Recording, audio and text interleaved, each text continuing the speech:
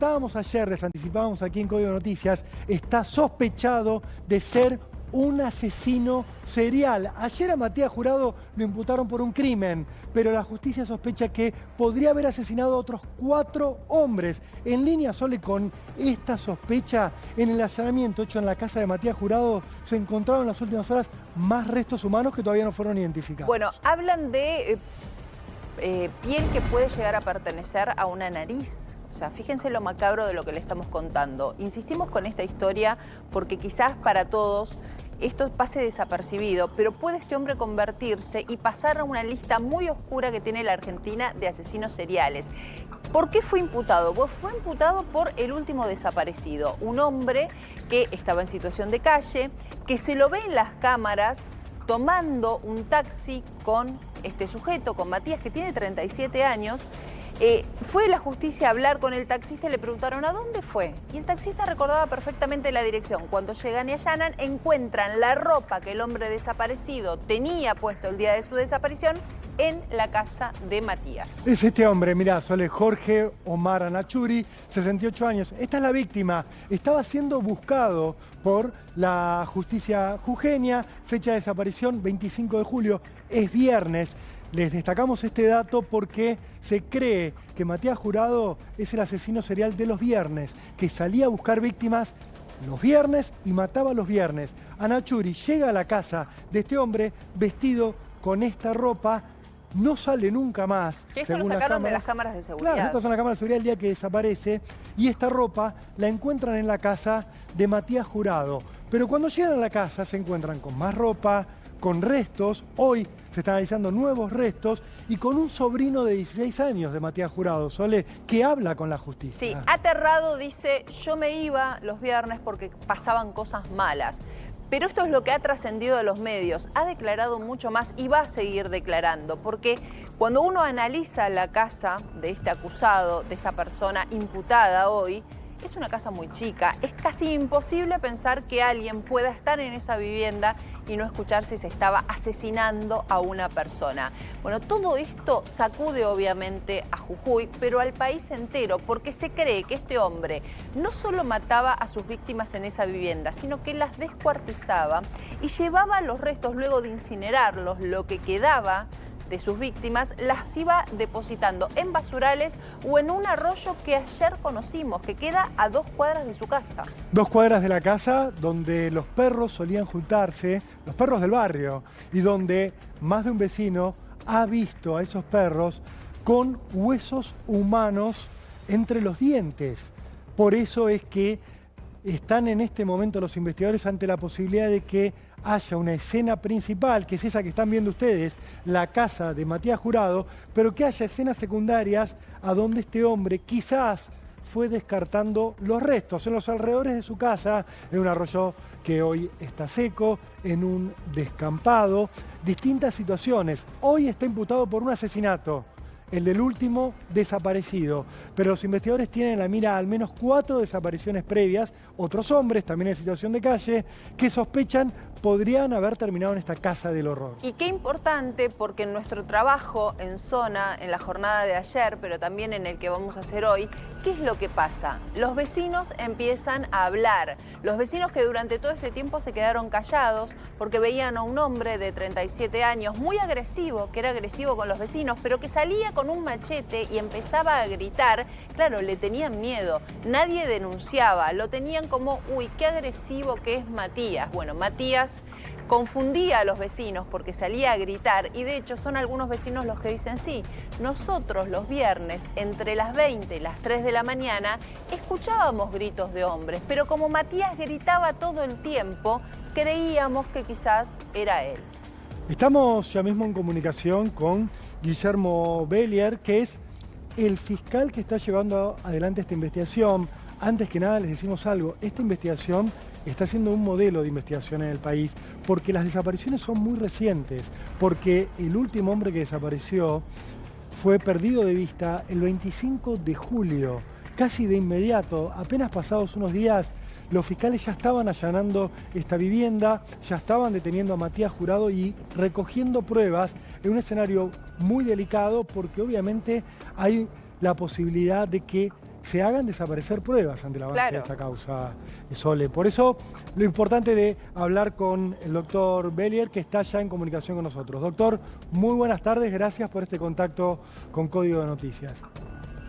Hola, muy buenas tardes para todos, gracias a ustedes. Doctor, le quería preguntar un poco sobre las últimas noticias y luego empezar a desgranar lo que se sabe de esta investigación. Tenemos entendidos que han encontrado en las últimas horas más restos humanos que se están analizando. Bueno, sí, seguimos haciendo rastrillaje constantemente. Tenemos un equipo que está 24 horas dedicándose a esto, un equipo de varios fiscales, ayudantes fiscales y varios criminalistas también. Se han encontrado nuevos restos óseos, se han sido remitidos al laboratorio de genética forense y en el día de la fecha también hemos solicitado a familiares de las 5 personas desaparecidas para que puedan brindarnos su ADN y empezar lo antes posible con el cotejo correspondiente. A ver, lo primero es esto que marcábamos, nos sorprende y sobre todo tratando tanto este tipo de casos, la celeridad y la verdad, la agudeza que están teniendo en esta investigación. Queríamos felicitarlo a usted, pero a todo el equipo, porque estamos hablando de un caso en el que se actúa muy rápido, en el que es muy eficiente la justicia y cuando uno marca lo malo también hay que marcar lo bueno. Este sobrino de 16 años, que de alguna manera cuenta que en la casa pasaban cosas malas, ¿fue testigo presencial de alguna circunstancia? ¿Él puede testificar alguna circunstancia que haya vivido? Bueno, antes que nada, muchas gracias por lo que decís. Sí, estamos muy contentos y conformes con cómo va avanzando con la celeridad de la investigación. Sí, el sobrino presenció hechos, declaró en cámara Gesell y venía presenciándolos. Estaba muy aterrado, alguna vez tuvo algún tipo de alerta y no se animó a ir a la policía o a la justicia, pero sí surgieron algunas alertas como un primo al cual le comentó algo. Tenemos la declaración también de ese primo de él que declaró, bueno, en el mismo sentido, ¿no? Son consistentes ambas declaraciones de lo que vieron, de lo que pasaba en ese domicilio de Matías Jurado, generalmente los días viernes. ¿Y qué nos puede contar?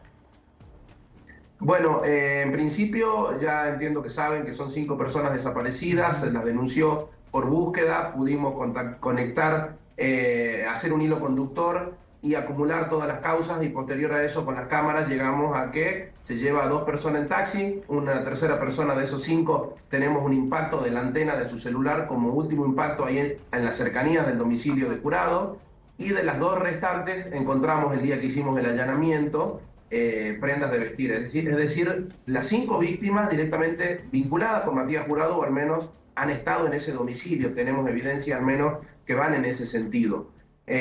Por eso es que llegamos al allanamiento, el día 30 de julio detectamos esto, el día 31 estábamos entrando ya con la orden del juez a allanar, encontramos todo lo que ya se sabe, los restos óseos, mucha sangre, mucho combustible, muchas herramientas de trabajo, pero llamaba la atención la cantidad, serruchos, picos, palas, machetes, y posterior a eso, bueno, el hallazgo de que vivía con un menor a quien preservamos inmediatamente y quien decide, ahí yo quiero hablar, yo quiero contar lo que pasa, y refiere que generalmente la rutina de este hombre era salir los días viernes, llevar a alguien a su casa, generalmente hombres mayores de edad, hombres en algún estado de vulnerabilidad, situación de calle generalmente, y posteriormente, bueno, él dice, yo ahí me iba porque sabía que pasaban cosas malas, los golpeaba mucho, y después los mataba, cortaba sus partes, las quemaba y las sacaba en bolsa de residuos.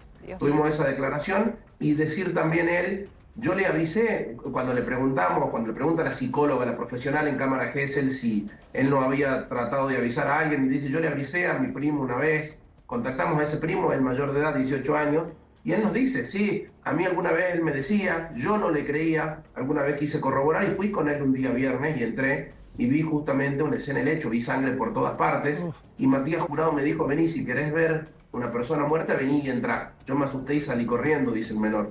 Si querés ver una persona muerta, entrá y la podés ver. Eso le dijo el acusado a este joven de 18 años. Es una revelación impactante, doctor, por eso le hago un punto ahí, porque es prácticamente una confesión, obviamente ante terceros, pero que le haya dicho directamente a un testigo, mira, si querés ver un cadáver, lo tengo acá, me parece una prueba totalmente sorprendente y concluyente al mismo tiempo. Sí, sí, por supuesto, lo hizo entrar hasta la habitación y él dice, yo vi tanta sangre que me dio miedo y salí corriendo. Por supuesto que también tenemos podemos, y ya lo hemos anticipado también en algunos medios, hay una tercera declaración, una tercera acta de entrevista propiamente dicha, de una tía de Isaías. Isaías es el menor que brindó Cámara G, el sobrino Matías Jurado. Y dice que ella se acuerda de una fecha puntual, porque era un cumpleaños, y ella llegó y lo vio a Isaías muy mal, y le preguntó qué le pasaba. E Isaías le dice, lo que pasa es que anoche Matías mató a otro. Ella no le dio mayor importancia, a este niño no le dio mayor importancia, pero luego de esta declaración, inmediatamente con la división de búsqueda de la Brigada de Investigaciones de la Policía de la provincia, fuimos a los registros y teníamos días previos a esa fecha una persona en situación de calle desaparecida que hasta este momento no ha aparecido. Estamos hablando por fuera de estos 5 que tenemos hasta ahora. Así más. También, en ese sentido, tenemos 2 denuncias posteriores que habían sido en la misma semana del hecho, de 2 personas desaparecidas también, que si bien no la vinculamos, no hay una vinculación directa con él o en el domicilio hasta ahora, por eso todavía no queremos avanzar en el tema. Por supuesto que estamos en ese sentido avanzando en la investigación, y también ya le hemos pedido a los familiares de esas 2 personas que nos brinden su ADN para ver si con el cotejo de lo que surge de la evidencia en el laboratorio de genética forense podemos tener algún resultado también que vaya a ser concluyente. Doctor Beller, le hago una consulta porque hay una tercera persona que vivía en esa casa, que es el abuelo de Isaías. ¿Qué pasó con él? Sí, el abuelo de Isaías vivían los 3, pero meses antes él ya se había ido. En un primer momento, cuando quisimos dar con el paradero de este hombre, no lo encontrábamos por ningún lado y también fue una alerta de pensar que podría haber sido víctima de Jurado.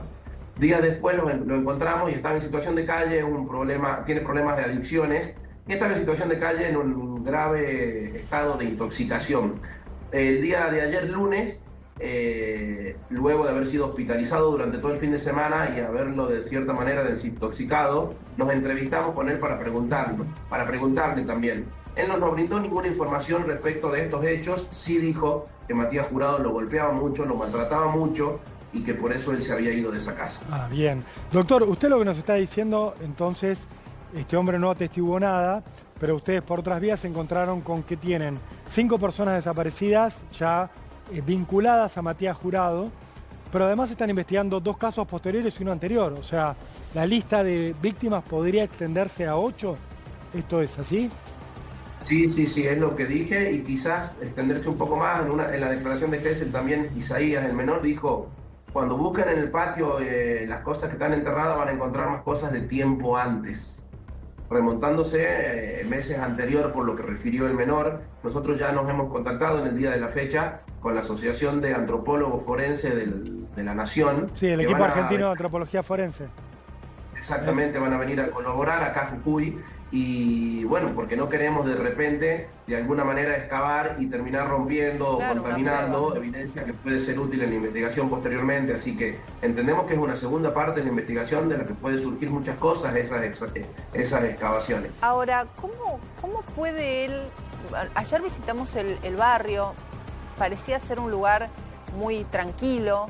¿Cómo puede él haber llevado adelante estos crímenes sin que ningún vecino, porque entendemos la situación tan particular de este joven de 16 años, uno no quiere ni pensar las cosas que habrá visto y entendemos el trauma, pero los vecinos, no hubo gritos, no hubo ningún llamado, nada que haga pensar lo que pasaba en esa casa?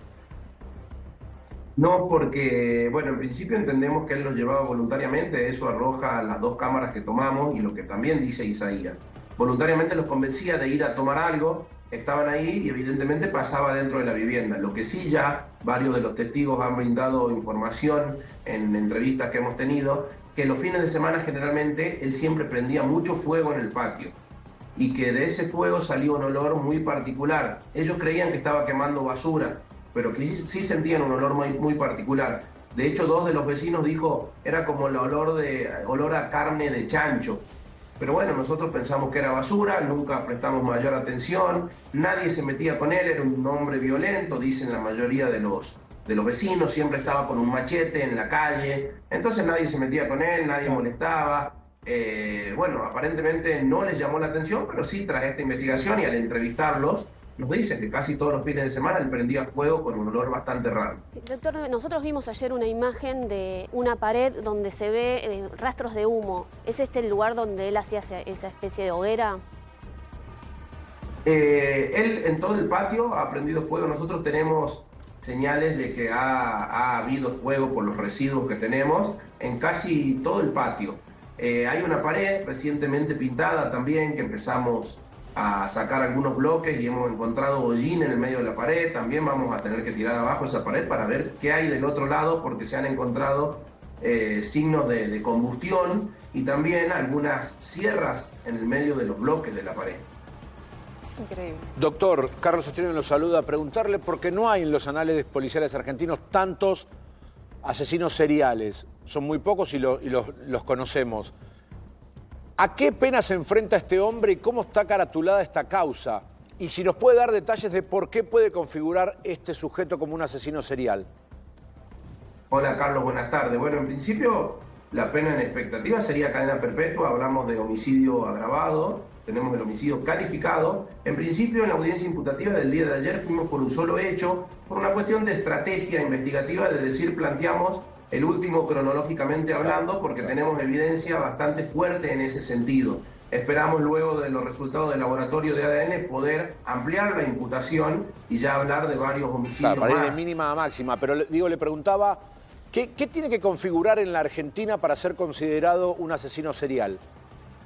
Bueno, hay que distinguir homicidios múltiples, como se habló por un lado, y asesino serial. Homicidio múltiple sería simplemente una persona que va y mata a varias personas. Asesino serial ya estaríamos hablando de alguien que tiene un método específico, de alguien que puede tener un perfil, que ya estamos haciendo el perfil. Entendemos que quizás la crianza, porque tuvo un padre violento, puede haberlo de cierta forma moldeado en ese sentido, y que por eso el modus operandi y fue muy metódico, lo hacía tales días. Entendemos que en eso va a radicar el tecnicismo de llamarle de una u otra manera, pero en cuanto a lo que legalmente interesa, el homicidio va a ser agravado, por ahora uno, y pueden ser varios más cuando se agrave la imputación. Por eso hablo de que la condena o la pena en expectativa va a ser la cadena perpetua. Doctor, para tener una idea, ¿qué ventana temporal están ustedes analizando en la que habrían ocurrido los hechos? O sea,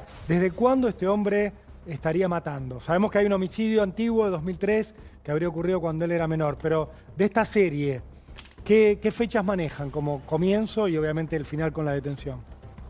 No nos delimitamos mucho en el tiempo, en principio. ¿Por qué? Porque también habla alguien de un desaparecido del mes de enero. O sea, estamos hablando de mucho tiempo atrás y no queremos limitarnos en el tiempo para no perder nada. La división de búsqueda desde aquí para atrás está yendo a 2 o 3 años para atrás, todas las búsquedas que ha habido. Pero bueno, en principio, hablando de estas últimas personas, se circunscribe entre mes de junio y julio del presente año, o sea, muy reciente. El último desaparecido el día 25 de julio. Las búsquedas habían sido denunciadas, como dije, pero el miércoles de la semana pasada, 28 o 29 de julio, es que nosotros decidimos acumular la investigación porque entramos este factor común y bueno, inmediatamente solicitamos el allanamiento. Al día siguiente estábamos en la casa de Matías Jurado y encontramos todas las cosas que encontramos, con lo cual en ese sentido sí hubo celeridad. Ahora, anteriormente había habido denuncias por búsqueda, que cada una se trabaja con un protocolo policial, y ahora vamos a empezar a verlo también, bueno, con estos ojos y con esta hipótesis investigativa. Muy bien, doctor Guillermo Bellier, muchísimas gracias por su contacto con Código Noticias. Volveremos a hablar con usted seguramente. Ha sido muy valioso, por supuesto, hablar con usted, doctor. Gracias, volveremos a hablar. Nosotros seguimos hablando de este tema, de este caso y de los asesinos seriales en Argentina, Sole. Claro, porque, a ver, este hombre puede llegar a integrar una lista que es muy escueta, que es de los asesinos seriales en la Argentina. Y cuando uno se mete a ver la historia